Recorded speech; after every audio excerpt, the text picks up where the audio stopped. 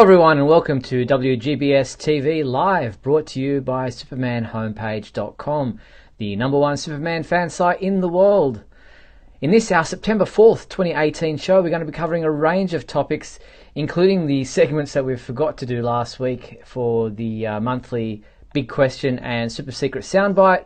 We're also going to be talking about Dragon Con. This man next to me, this side, has been all over the place there. And we're also going to be talking Supergirl TV stuff and so much more.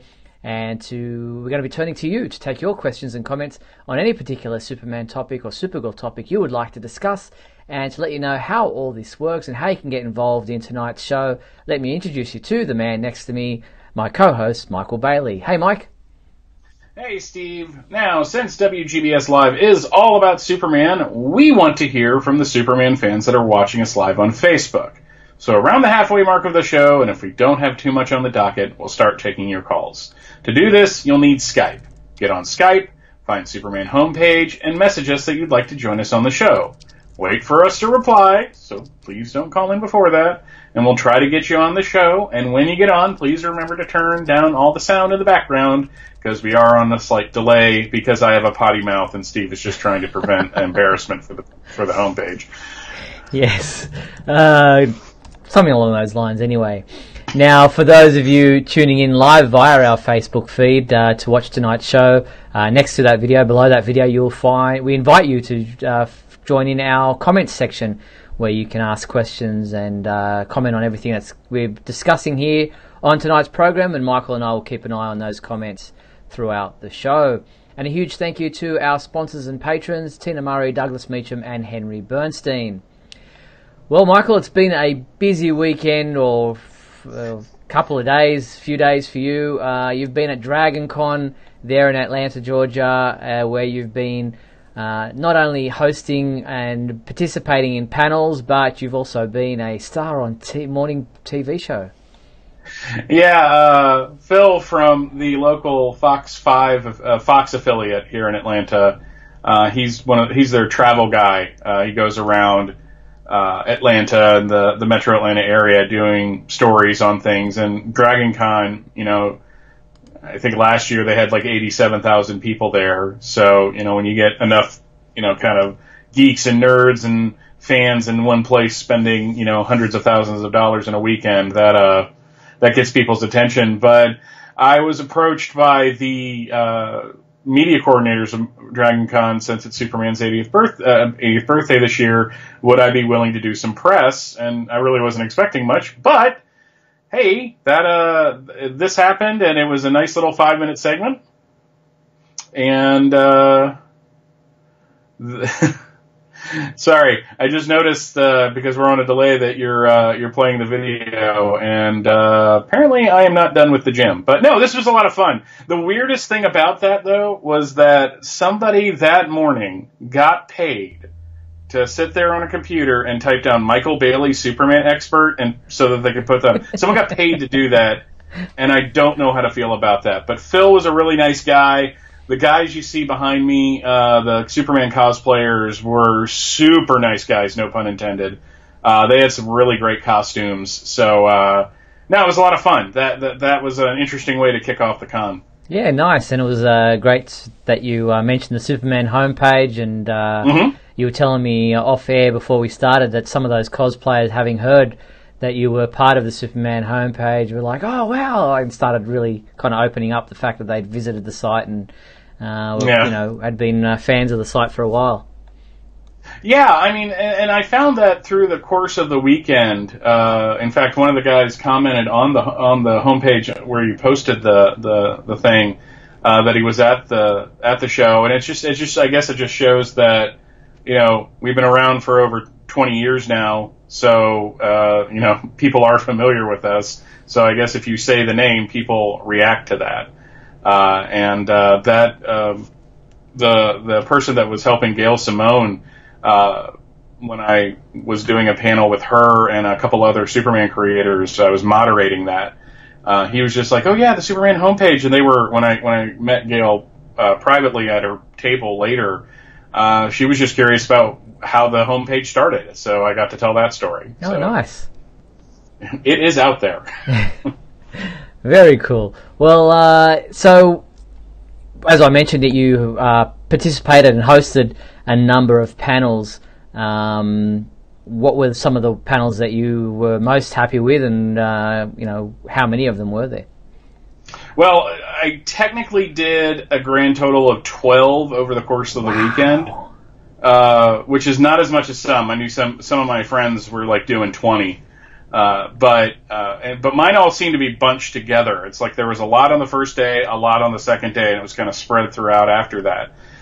But we did a Superman at 80 panel with Matthew Clark, who drew Adventures of Superman at the start of Greg Rucka's run, Gail Simone, inker Alex Sinclair. I actually, while we were all hanging out for the news thing, Alex was on the segment too, and he had that cover of Superman and Zod together pulled up from the upcoming issue. I think issue 5. So I got to kind of like just stare and drool over that as he was kind of like tweaking things on it. He prefers a 3-dimensional S, by the way. That's what I found out from that conversation.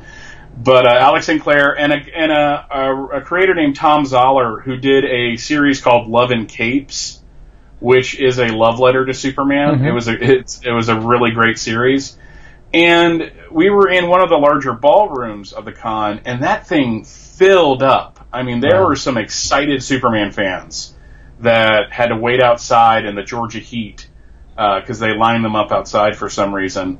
But talk about 4 people that just loved talking about Superman, that loved just kind of trying to, push what they thought was the positive elements of the character, and the audience was really responsive to that. Nice.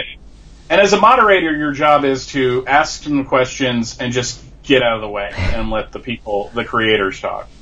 That was Saturday. Sunday, we did a Superman the Movie at 40, or as the panel was called, Superman the Movie, 40 Years of the Fastest Typist I've Ever Seen.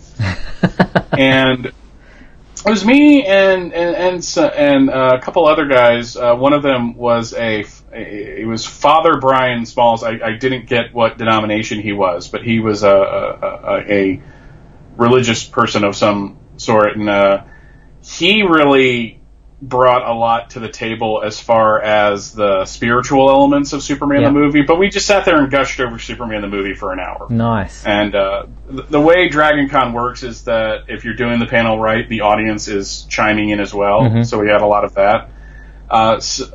Monday morning, I did my 80 Years of Superman, tracing Superman's history, which was an hour long, and it was just me going through 80 Years of Superman in an hour.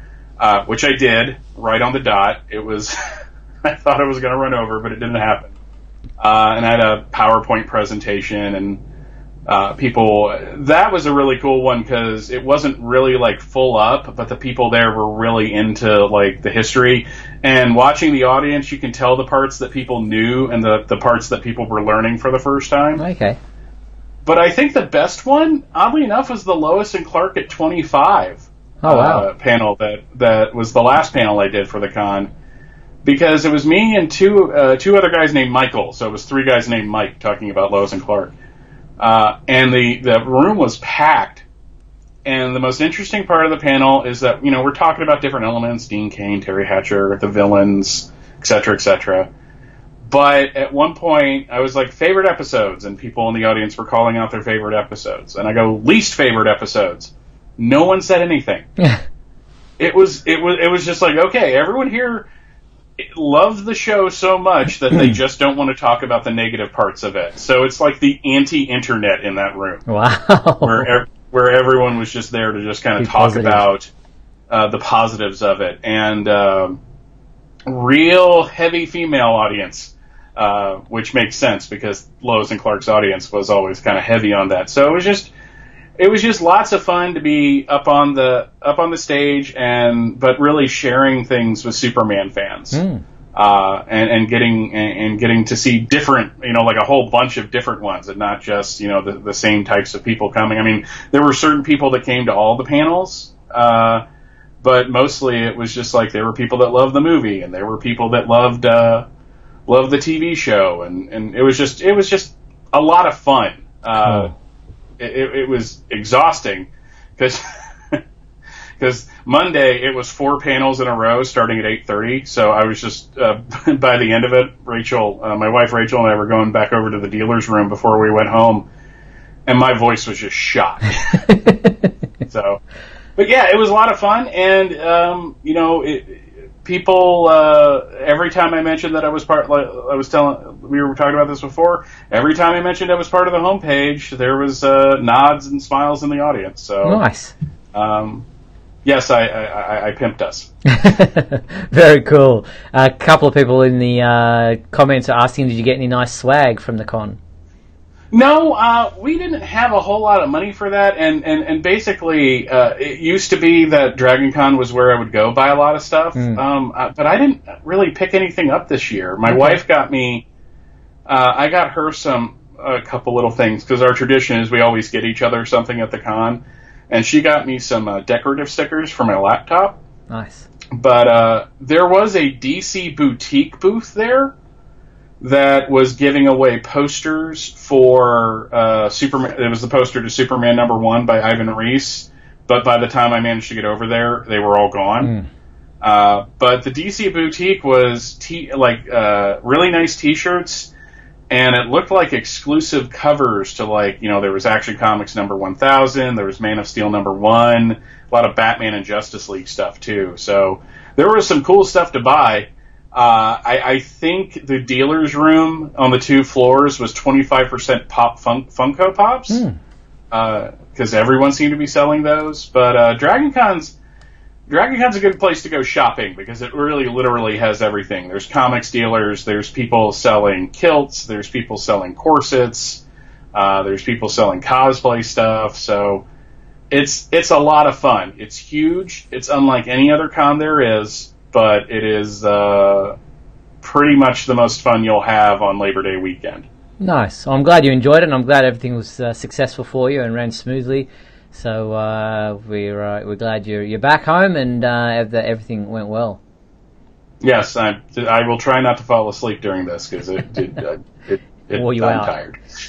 Yes. Is there going to be any video or audio from some of the panels available online?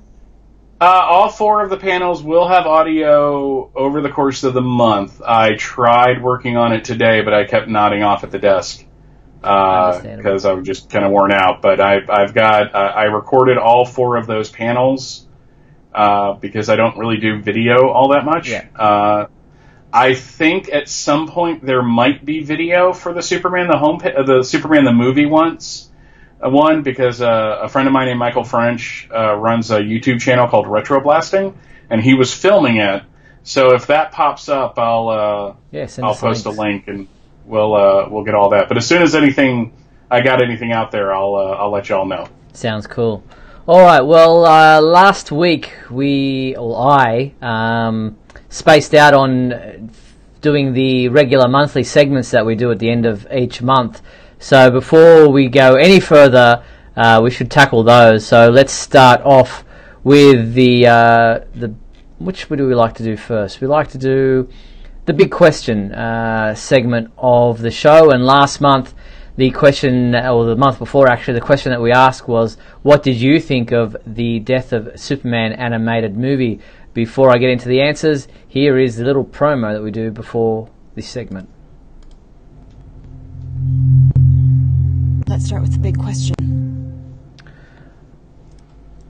Alright, so our first respondent was Ron Crosby. He said, personally, I love the Death of Superman movie. It set up the love Superman had and made his death meaningful. I loved how the Justice League couldn't defeat Doomsday, showing how important and powerful Superman is. As for the New 52-based costumes, I'm actually okay with them. I've always hated the trunks and think they serve zero purpose. I prefer the reborn suit and Cavill suit, but the New 52 suit was fine, and I pray they don't put him in trunks. It would be so silly. I can't wait for part 2.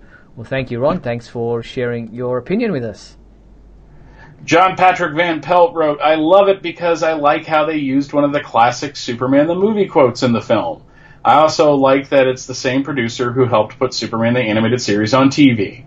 I'm looking forward to seeing what happens in Reign of the Superman next year, and to see how Cameron Monaghan voice sounds as Superboy. Well, thank you to both Ron and John Patrick. They were the only two respondents for the big question segment of the show, so we appreciate their involvement. And if you want to get involved in the big question segment of our show, then our new big question for this month is: who would you like to see cast as Lois Lane for the CW's upcoming superhero crossover? As we know, Lois is going to be in the three-part crossover coming in December. No casting announcement has been made as yet, so now it's your chance to put your casting hat on, be the casting director, and let us know who you think should be cast as Lois Lane for this particular role. Now, to get involved with the big question segment of our show, simply head to the Superman homepage. Under the Contact Us menu item, you will find the big question feedback form, and you can send in your response. And Michael and I will read those out at the end of September when we get together for the last Tuesday of this month. Yeah, we won't forget this time. Yeah, I promise. And I've seen some people talking about, what's her name, the actress who played, was it Christina Ricci, or she was in Supergirl. Christina Ricci from Addams Family and all that? I'm thinking, no, different Ricci. She was in Supergirl already as, was it Banshee or not Banshee? Livewire, whatever, one of the villains. And she does look like should be good as Lois, but I think it might be a little bit confusing that she's already, was it Talia Ricci? Anyway, she's already been in the show. That might be a little bit confusing for fans. Yeah, I was just thinking Christina Ricci might be now that you mentioned it, she'd be an interesting choice for Lois. So get involved with the big question segment of our show, and as I explained, we will read those out when we get together at the end of the month for those segments. All right, well, let's jump into the super secret soundbite. Here's the program. There's one thing alive with less than 4 legs can hear this frequency, Superman, and that's you. That's right. Super secret soundbite time. And last month, the sound came from the I Love Lucy episode, Lucy and Superman. Let's play that sound now to remind you what it was. Well, Superman, that was a wonderful thing you did.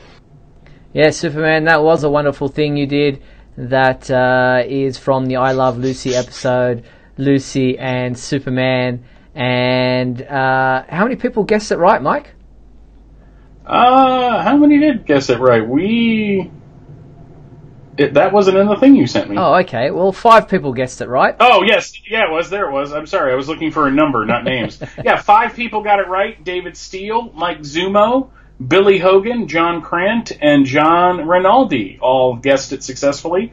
I would have been upset if Billy Hogan didn't get that right. Yeah, and John Rinaldi as well. John and his son do the trivia quiz at the Superman Celebration every year. They host it, and very knowledgeable gentlemen. So a couple of familiar names in there. Great to see that there's a lot of people who we don't usually see listening to the show live, but are indeed still part of the show, listening to it in podcast form or in archive form when it goes up on the website after the fact. So great to see those guys getting involved in the super secret soundbite. So congratulations to those 5 people. Let's see if more people can guess where in the world of Superman this new sound comes from. I don't know where you came from, but I'm sending you back. So do you have any idea where in the world of Superman that sound came from? If you do, and then you want to get involved, then go to the Superman homepage website. Under the Contact Us menu, you will find the Super Secret Soundbite entry form, and you can fill in your answer there, and we will read out the names of every person who guessed it right in the last Tuesday of September when we get together for that show. Yes, I think I know it, but again, I'm cheating. So get involved in our 2 segments, the Super Secret Soundbite and the Big Question segment of our show. And for people who are asking about where's Scotty, how come Scotty hasn't joined us to do these segments with us, due to scheduling issues with his work and other important issues going on in his life, he's unable to be part of the show for the time being. But he's still around, still being involved with the Superman homepage, and definitely still a massive Superman fan. So we miss you, Scotty, and we hope to get you back on the show in the next, well, hopefully not too far away. All right. Yes, absolutely. Let's get on to our news topics. And there is no movie news this week. It's been really quiet on that front. I did see that Henry Cavill has been cast to play a lead role in a new Netflix TV show, Witchblade, I'm not sure what it's called, but I'm not familiar with that either, but glad he's getting work, and I hope it's just some downtime till he gets back into the tights. People responding to our thing about who we'll talk about Lois Lane, and it's not talking about Britt Morgan. She played Livewire. I don't think she would necessarily make a great Lois. I'll come up with a name once I do find it, of the other actress. But so no movie news to get onto, but talking about Lois Lane, we do have the casting description for the role of Lois Lane for the CW's upcoming superhero crossover. That #show.com posted the character description and casting announcement on their website, and the description says, she's the daughter of US General Sam Lane. Lois is a tenacious, righteous and stubborn reporter who will go to any length to get the story and almost never fails. Also says that they're casting the net for a Caucasian woman in her early 30s to play the role of Lois Lane. Yeah, I grow more excited about this as it gets closer to December. I mean, the season hasn't really started yet, but it's just really cool that we're getting a new Lois Lane, and that things are a little more chill now. Because I was talking with some people over the weekend as we were just chatting about Superman and stuff. I'm like, man, it used to be that, you know, even though, like, technically Smallville and Superman Returns were around the same time, but one couldn't really do much with the other, and, you know, the producers couldn't do anything really with Krypton or the Origin because they were trying to do things with the movie. And now it's just like, nah, everybody's got their own version. Let's just do whatever we want. Yeah, it's so true. I was talking about the actress who I've seen a lot of people discussing about possibly being someone that they'd like to see play Lois Lane, and her name's Italia Ricci. She played Siobhan Smythe, who is the Silver Banshee, and this is her picture here. She was on Supergirl already, so I don't think that would be necessarily the greatest idea of putting her in the role, considering she's already been it. But I could see her definitely playing Lois. I think she fits the description quite well. But yeah, I don't think you can cast someone who's already been on the show. That would be just a little bit too confusing. Yeah, I mean, they used to do that with, like, Law and Order would do that. Like, somebody would be a guest star and then become a series regular as a completely different character. But that show, you know, the guest stars are not so much disposable as that they just cycle through people. And I'm not really familiar enough with television, with actresses in this day and age, to really pop off a name. Yeah. like it was 10, 15 years ago. Yeah, and it's interesting, comments in the Facebook comments there about whether or not we should see a brunette or a redhead Lois Lane. If you say it's a redhead, a bunch of people are like, she's not redhead, and then, you know, we pull out pictures of Noelle Neal and John Byrne's early stuff, and or the like right around the early 90s when she had kind of reddish hair. So yeah. What about the purple eyes? Purple, I mean, well, they got contacts, so, you know, pretty much anybody could have purple eyes at this point. Yeah, true. It seems to be a thing that they do with Lois, giving her those violet eyes, which is not really an eye color that you see. No, but, you know, you don't really see blue-black hair in real life either, so, and Superman had that for decades. Yeah. Does he still have that? Do they still do that? You know, I really don't pay attention to Superman's hair, which seems like something I should. Yeah, they don't do it as much in the comic books. It used to be because black was, you know, the way they would do it. It wouldn't have any highlights, so they'd have the blue highlights. just to kind of for the colorization. But now with the new modern digital coloring technology, I don't know if they really do the blue-black hair anymore. It's not something that I've noticed. Yeah, I mean, with computer coloring, you can do so much. You can do different gradations of black, and it's especially with lighting. And that was one of the cool things, to touch on something we were talking about earlier, is Alex Sinclair was talking about coloring Superman. I'm sorry, and if he's doing like an issue of Superman, he will do Superman first, and then everything around him.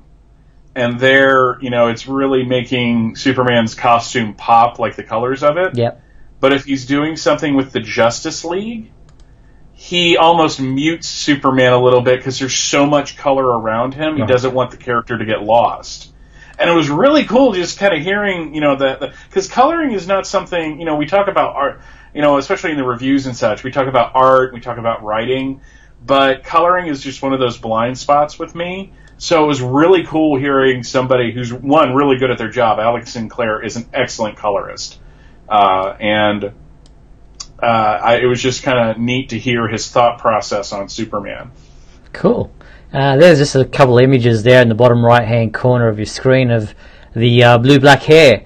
It's something that was obviously done in the Golden Age, where you could only have a certain amount of colors, and they're in a more modern image. They still do it sometimes just to kind of give Superman's hair a little more highlights, but yeah, there you go. It is something that they still do in colorizing Superman's hair, but the Golden Age one's a lot more prominent than what they're doing in the modern version. So absolutely, there you have it. All right, we are going to take a quick break, and then we're going to talk about some more casting news that's coming on about the CW crossover, not just the Supergirl elements, but the Arrow and the Flash side of that 3-part crossover coming December. So we'll be back right after these messages.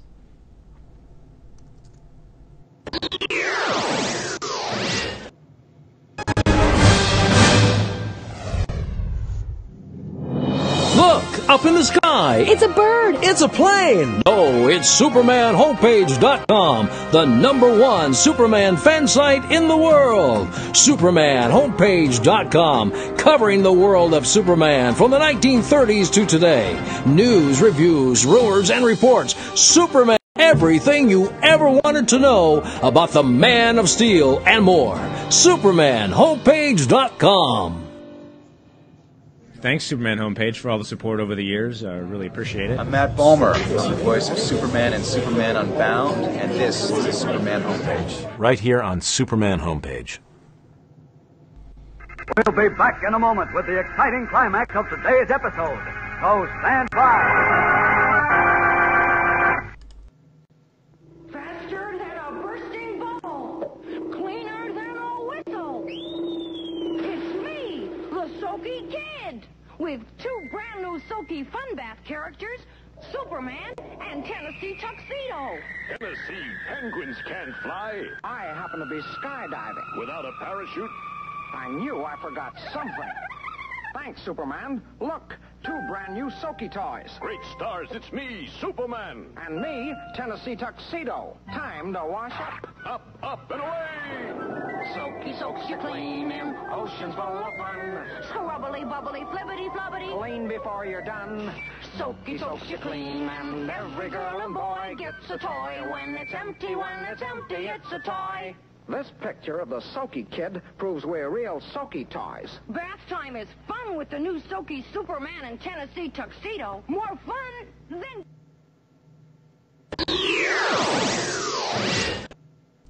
When it's empty, it's a toy. When it's empty, it's a toy. It's a toy when it's empty. Who owns Tennessee Tuxedo now? I mean, with all of these superhero cartoon character crossover books, I mean, this kind of writes itself at this point.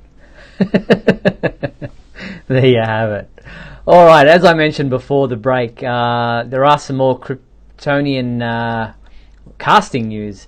There was an announcement again on that #show.com for more discussions about certain characters to appear in this superhero crossover that the CW are doing later this year. and they're looking to cast the role of someone called Lon L. Now, it's a male character of any ethnicity in his 40s with the potential to play older than their actual age. Now, Lon L is not someone that I'm familiar with. It's not a name that I've ever heard in any Superman story before, but we don't necessarily know if he's Kryptonian, but he appears to be a mysterious visitor from another planet. Yeah, this crossover just got weirder. You know, I thought the idea was to kind of introduce Batwoman, but now they're putting this character in it, and they were saying that he could appear on all the shows. So that's interesting, really. Now, he's described as both ambiguous and inscrutable, and has the power that is teased as nearly infinite. Who this character is he Kryptonian? Oh, with a name like Lon L, is he related to Kara and Kal? Is he from the House of L? Is he Kryptonian at all? Because Mon-El was from Daxam, but he still had the same surname. So, yeah, they're not playing it like they did in the comics, where Daxamites are more powerful than Kryptonians. So that'll be interesting to see how that plays out. So wait to see what happens there.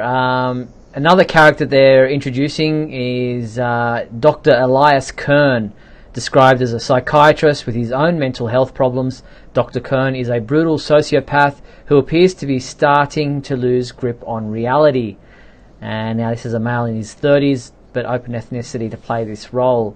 So, he'll be appearing not just in the 3-episode crossover, but is likely to be an ongoing type of character. I misread that. Oh, I totally misread that. I'm sorry. I'm screwing up.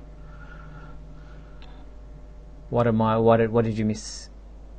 Because I thought that the Kryptonian character was going to pop up on other shows, and it was really that other character that might pop up on other shows. So yeah, well, I mean, Lon L is going to be in the 3-part crossover, so I guess the potential is there if they need him to be in some of the other shows. But I guess, this Dr. Elias Kern appears to be the one that might be in the, could pop up in the other shows outside of the crossover. Mm-hmm. So and if you're wondering about this crossover, it's a 3-night crossover event beginning in The Flash on Sunday, December 9th, and then continuing in Arrow on Monday, December 10th, and concluding in Supergirl on Tuesday, December 11th, with Supergirl and the Arrow swapping nights. Supergirl will be on Sundays this year, starting in October. So just for that crossover, they'll be swapping nights for the way they want to tell the story. And obviously, the more heavier conclusion will be in the Supergirl episode Part 3. Definitely looking forward to that. So there you have it. Okay, so that's the casting news with Supergirl. Now, the CW did release a new trailer, a new video titled Superheroes Fight Back. So let's take a look at that right now. There are people out there with power. Trying to unite a divided world is overwhelming. Your optimism will save us. Going to school today, Flash? It's a little tighter than I remember. I have to fight back. I'm gonna make this city breathe. When I come back, we ripping these bags apart. Let's dance. Come on, y'all! You're afraid to make waves? Make them anyway. Everything I do is for my family. You, my friends, fixed history. You're part of something greater. Black Lightning will always fight for justice. You cannot extinguish a child of God! You should have killed me.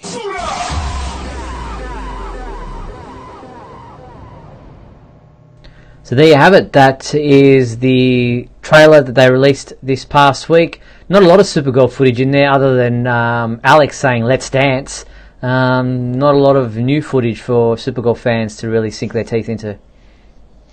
Yeah, I'm wondering if they're just, kind of waiting to release that and maybe keeping stuff as secret as possible. Because, we know Oliver's going to prison. from the other segments and such. So that kind of makes sense. I am so behind on all the CW shows. I really am. Yeah, well, I gave up on Arrow after season 1, so I'm only Supergirl, The Flash, and DC's Legends of the Tomorrow are the only ones that I am watching. But Supergirl will return for season 4 on Sunday, October 14th at 8 p.m. on the CW. Australian fans, I guess it will probably be the same week here. I'm not sure if it's changing night here, seeing that Supergirl is changing nights in the US, but we'll wait and see and give you those details once Fox 8 here in Australia announces those details. Now, still on TV news, the DC Universe digital streaming service has announced that it will launch on Batman Day on September 15th, which is like 11 days away, so it's imminent, the launch of DC Universe. Kevin Smith hosted I think it was nearly 2-hour long live announcement where he had special guests including Terry Hatcher speaking about the DC Universe digital service, giving all these details about the subscription, the launch date. There was even some news for international fans, because this is only in the US at this point in time. Kevin Smith said that yes, DC Comics is aware of all the interest internationally, but there are no plans at this point in time to launch it outside of the US, other than the fact that they're launching on September 15th and maybe giving a 3-month period of ironing out all the kinks and making sure everything is working, all the teething problems that come with launching a service like this, and then possibly launching it to the wider community outside of the USA. Yeah, like we've been talking about, I'm sure there's different rights issues and international rights issues, so maybe it's just it's not so much a technical problem that they're working on, but more of a legal problem. Now, I think that this is the image of the set that they did this show on, and I imagine that will probably be the ongoing set that the new series DC Daily, a new show that brings you everything you need to know about the world of DC. They introduced the hosts of that, and they also spoke to the upcoming Titans series, which will premiere on October 3rd in conjunction with New York Comic Con. They showed some more footage from some of the other shows, including Young Justice Outsiders, which we'll get to in a second. But for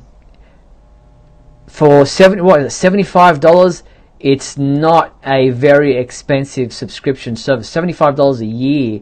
That is impressive. I think that's a good price point that a lot of people will be able to jump on board with, and I don't see that there'll be too many people who would say that that's an expensive purchase. Yeah, I really like the look of that set too. That background mural is from the Alex Ross cover back in like the early 2000s. They re-released History of the DC Universe with a really nice wraparound Alex Ross cover.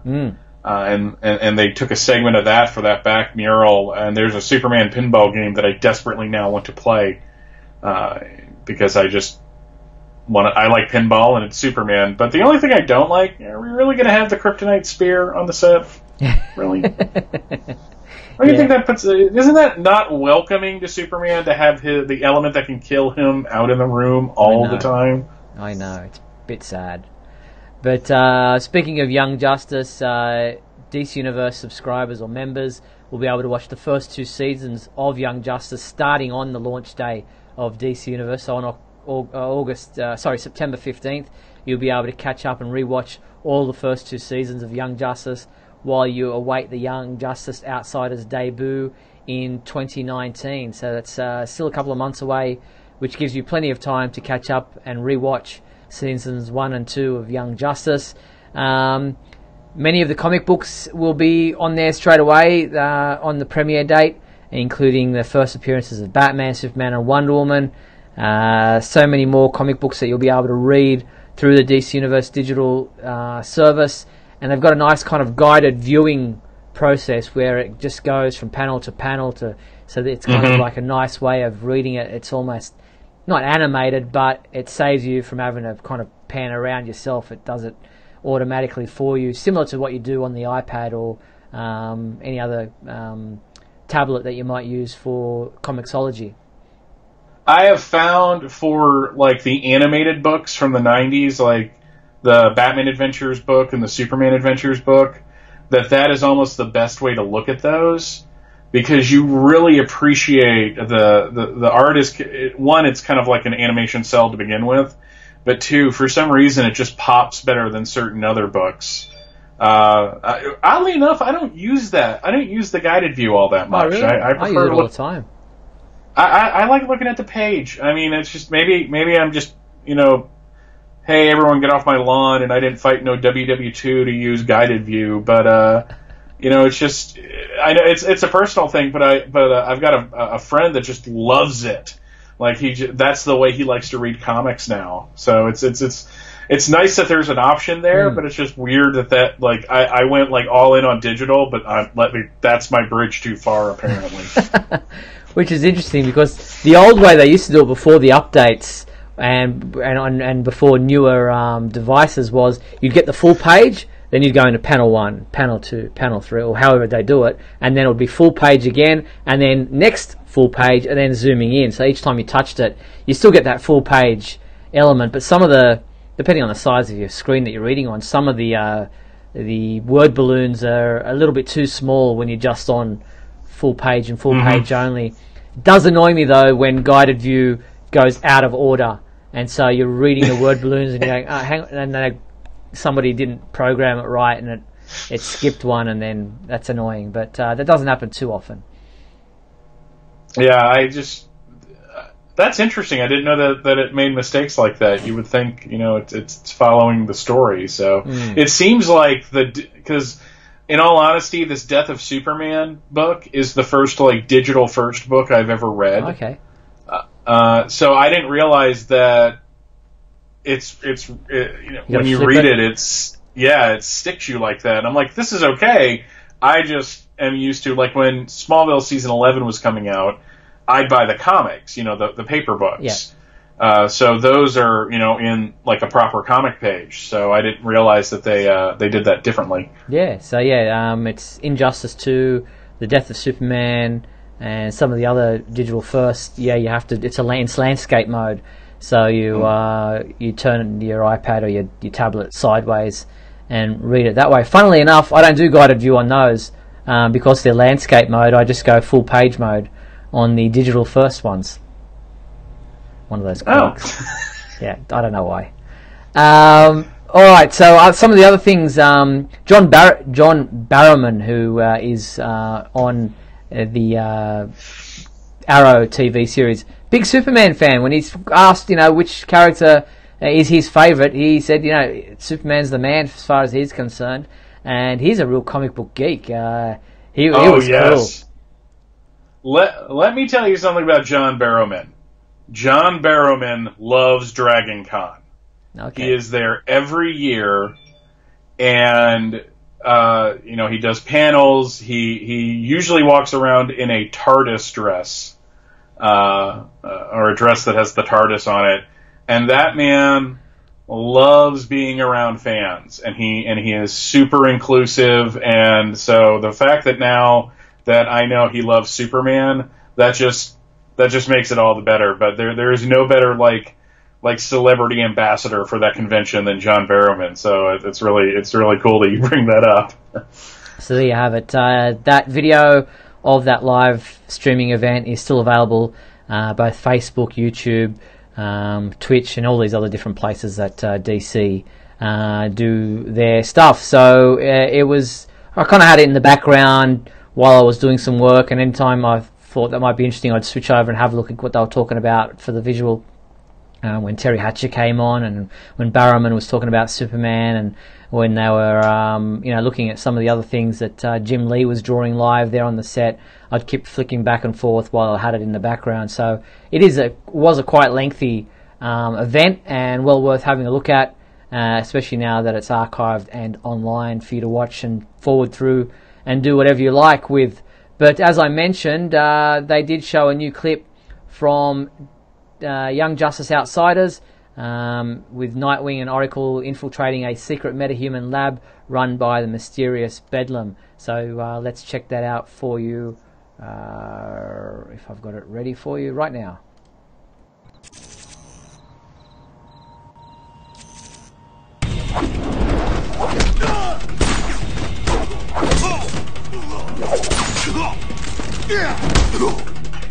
Intel was on the money, Oracle.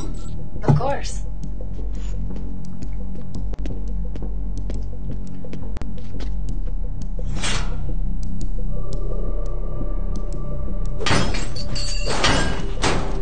Itzy, bien! It's definitely another metahuman trafficking lab. But is it Bedlam? I'm seeing pods full of black goo. Sounds like a match. Bedlam uses a substance called tar as a catalyst for turning abducted metagene kids into full-on metahumans. Assuming the kids survive the process. Then let's shut them down.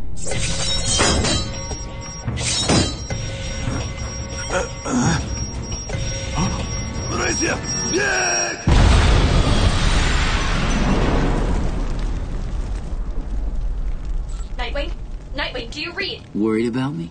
Worried you didn't get a sample of the tar before you blew the place. Way ahead of you. Sending data now. Got it. Running analysis. Okay, this is Crash. A solid lead to the source of the tar and hopefully Bedlam Central. Spill. Tar contains a clay only found in one place. Markovia. Then Markovia, here we come.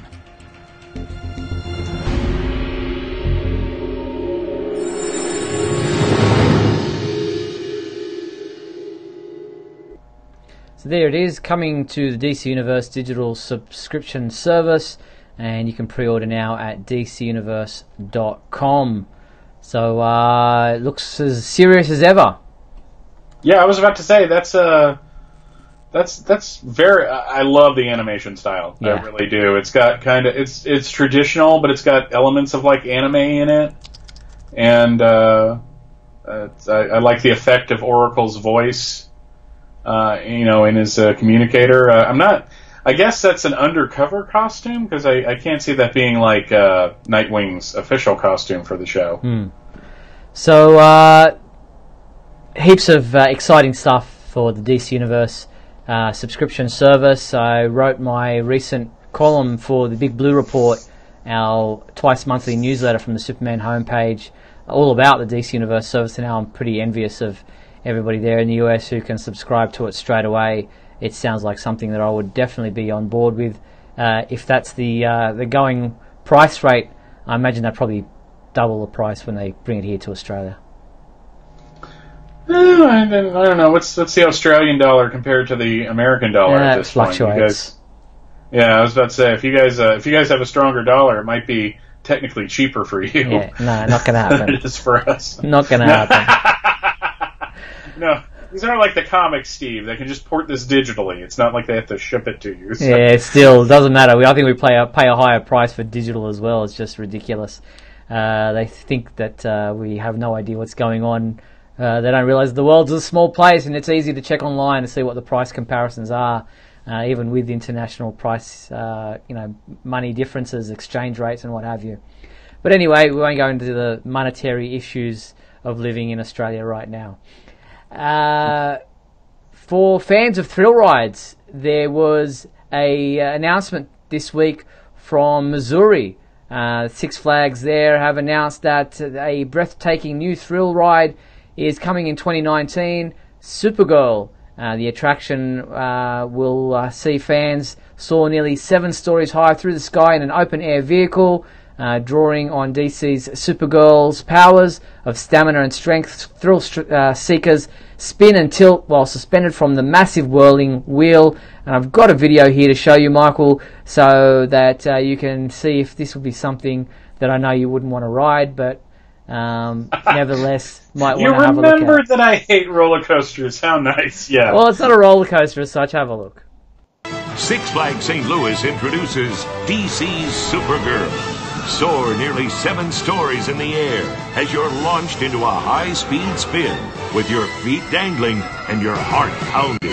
Get ready to fly with Supergirl. So get ready to fly with Supergirl.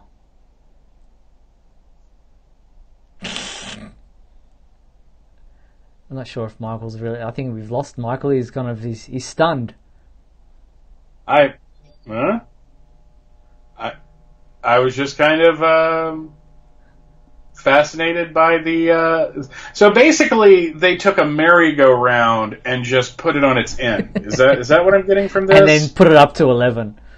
Yeah, it's just like, okay, so that's not as bad, but I would still never ride that. Tina in the comments is talking about the Australian Superman roller coaster here in Warner Brothers Movie World, saying it's the best one she's seen. I've ridden it twice, and my knees were shaking for about a half hour afterwards. It is one... Yeah, you're more of a thrill ride guy than I don't know. But it had Superman on it, so I had to go. Couldn't be the Superman guy and not go on the Superman ride. A bit embarrassing. I don't know. I think Steve, you've got the cred, dude. You've put in the time. I think not riding one roller coaster won't ruin you. So fair enough. I appreciate the vote of confidence. All right. Well, we have time for this week in history. Let me play the promo for you so you can go through getting ready the list of what happened this week in the world of Superman over the years. Come with me now, my son, as we break through the bars of your earthly confinement, traveling through time and space. So Michael's going to take us through time and space. Alrighty. Action Comics number 5 came out in the first week of September in 1938. He was not on the cover, because at that point they were still kind of sussing out who was going to be the popular character on that. We jumped to 1948, and Superman number 55 came out that week, or this week, in 1948, and there were 3 Superman stories in that: Prankster's Second Childhood, The Richest Man in the World, and Too Many Heroes. And the cover looks like everybody at DragonCon on Sunday morning after partying all night on Saturday. He's holding his head and looking a little dizzy. We jumped to 1978 because nothing really came out in the world of Superman during the first weeks of September in 1958, 1968. But in 78, DC Comics Presents number 4 came out. Superman teamed up with the Metal Men, and you can read that story on Comixology. In 1988, Superman was on the cover of Action Comics Weekly number 623, and that was when he was still the 2-page feature in the middle of that book. In 1998, this month, 20 years ago, Steve, DC 1 million. Oh, wow. Which I vividly remember buying. This is really making me feel old. But not only was the Superman of the future in DC 1 million number 1, but Action Comics number 1 million was also published this week. That was the gold Superman, wasn't it? Well, that was the Superman Prime. There was another Superman that had that symbol. Yeah, they would use the symbol, I think, on Smallville, right? They put that on his chest in season 3. It burned on there because Jor-El was a jerk. In 2008, Supergirl number 33 came out this week, as did Trinity number 14. Everybody remembers Trinity. Probably not. It was kind of there and gone again, but that was a weekly comic with Superman, Batman, and Wonder Woman. In the real world, September 1st is traditionally recognized as the birthday of Jonathan Kent, Clark Kent's adoptive father.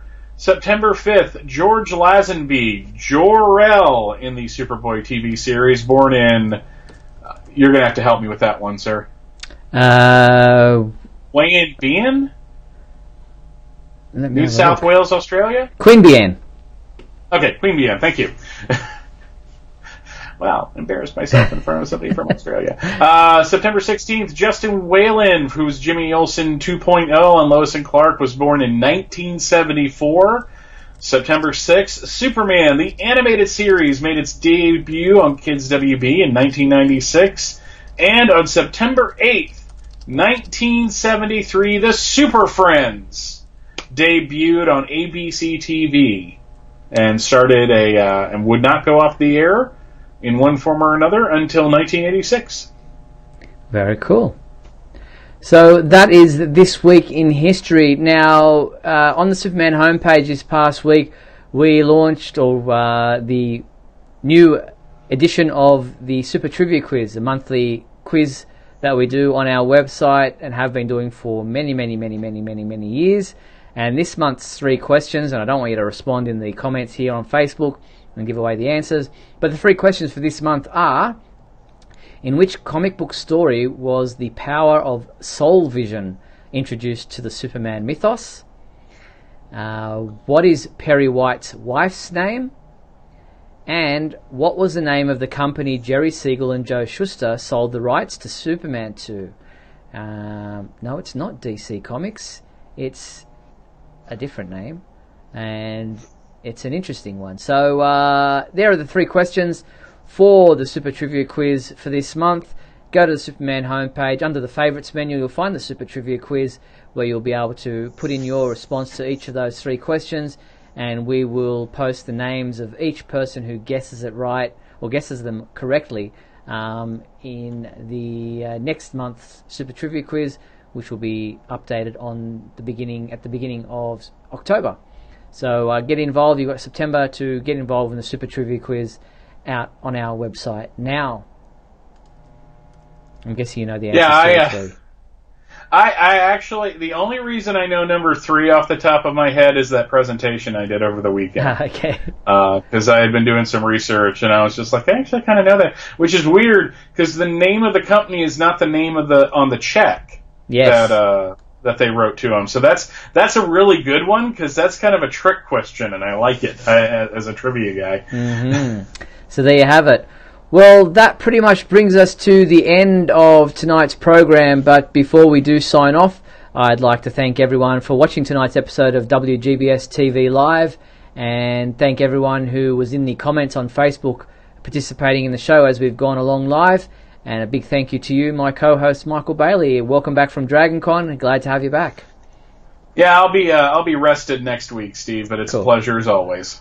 Well, couldn't have told. You're a total professional. Had no idea that you were tired and ready to nod off, other than the snoring when some of those videos were playing. But other than that, it was just as professional as ever.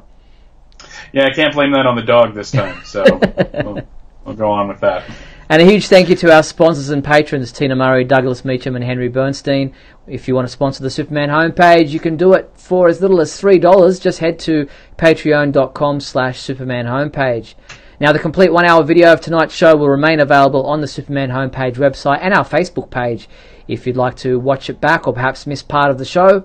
But Michael and I will be back next week on Tuesday, September 11 at 7:30 p.m. Pacific Daylight Time for another edition of WGBS TV Live. We look forward to talking to you then. Until then, be sure to check out supermanhomepage.com for all your daily news updates on everything surrounding the Man of Steel. I'm Steve Eunice on behalf of myself and Michael Bailey. Thanks for watching WGBS TV Live, brought to you by supermanhomepage.com.